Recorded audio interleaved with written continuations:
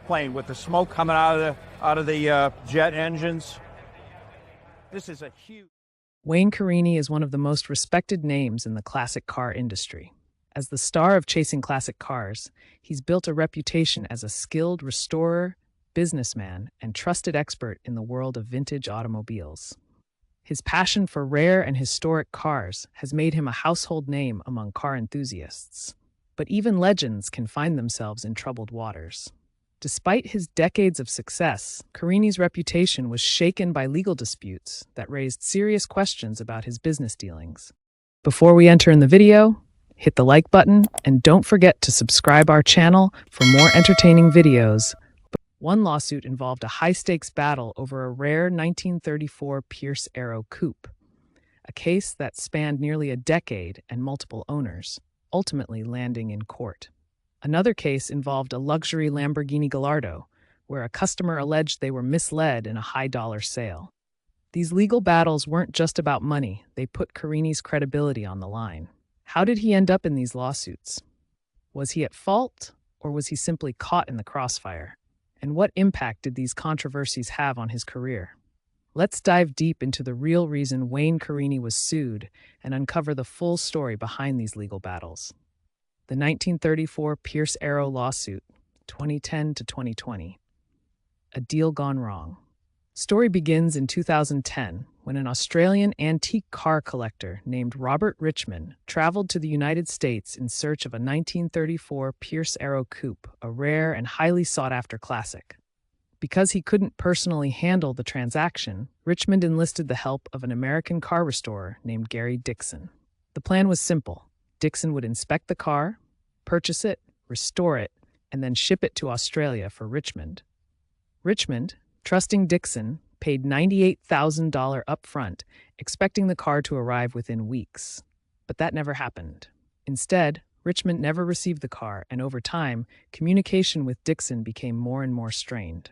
The collector grew frustrated, but what he didn't know was that the situation was about to get much worse. The fraudulent sale. By 2016, things took a dramatic turn. Gary Dixon declared bankruptcy, which meant that even if he had the money to refund Richmond, it was now legally out of reach. But Dixon didn't stop there. In 2017, he secretly sold the Pierce Arrow coupe without Richmond's permission.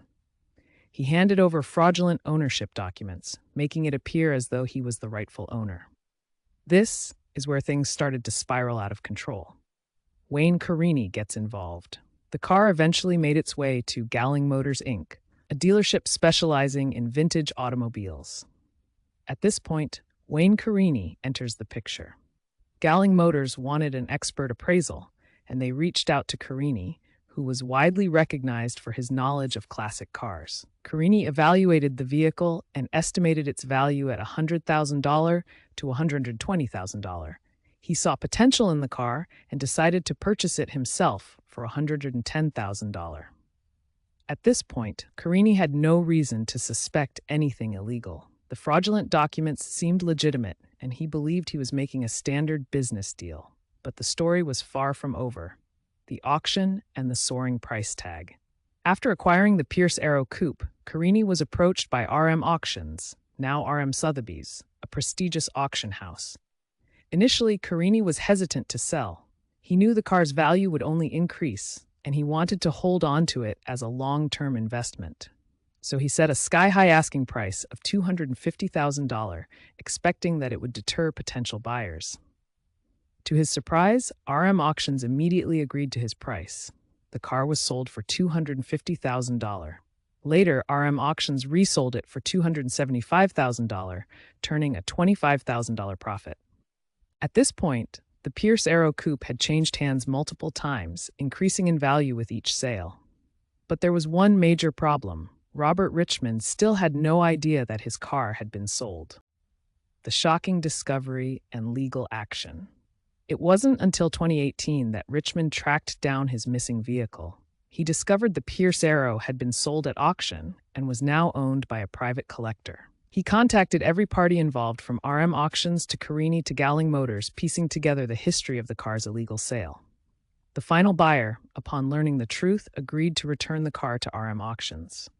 But there was still one major obstacle. The car was being held at Wayne Carini's dealership, F40 Motorsports. At this point, Richmond had enough. He filed a lawsuit in 2018 against Wayne Carini, F40 Motorsports, Karini Carrera Gowling Motors, Inc. The lawsuit brought massive media attention to Carini's business practices. The court's decision, 2020. After a 2-year legal battle, the court ruled in Richmond's favor in June 2020. The judge determined that Gary Dixon had committed embezzlement, illegally selling a car that wasn't his. Karini and the other sellers were cleared of any criminal charges, as they had no knowledge of the fraud. Richmond was restored as the rightful owner of the Pierce Arrow coupe.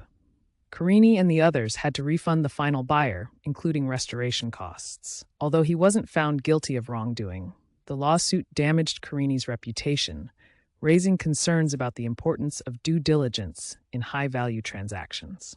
The Lamborghini Gallardo lawsuit, 2011. This wasn't the first time Wayne Carini found himself in legal trouble.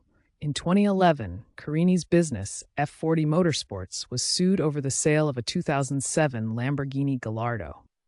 What went wrong? A customer known as Joe3112D purchased the Lamborghini Gallardo, believing it included a luxury luggage package valued at $88,000. After the sale, he discovered that the package was missing. Carini's team ignored his complaints. The original advertisement mysteriously disappeared from the internet. Frustrated, he filed a lawsuit. After legal pressure, Karini finally responded via email, stating that the previous owner had found the luggage package. 1 week later, the package arrived via FedEx. It also included a spare key, which F40 Motorsports had originally refused to provide. The case was settled, but the client felt that Carini's team should have resolved the issue sooner. The impact on Wayne Carini's career. Despite being cleared of wrongdoing, these legal cases had lasting effects.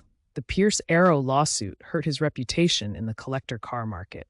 The Lamborghini case raised concerns about his business ethics. Both cases drew unwanted media attention, putting his credibility under scrutiny. Today, Wayne Carini continues working in the classic car industry, but these lawsuits remain a stain on his legacy. Was he simply an unlucky businessman caught in bad deals, or did he fail to properly vet his transactions? Either way, these cases serve as a warning about the risks of high-value car sales. What do you think? Let us know in the comments.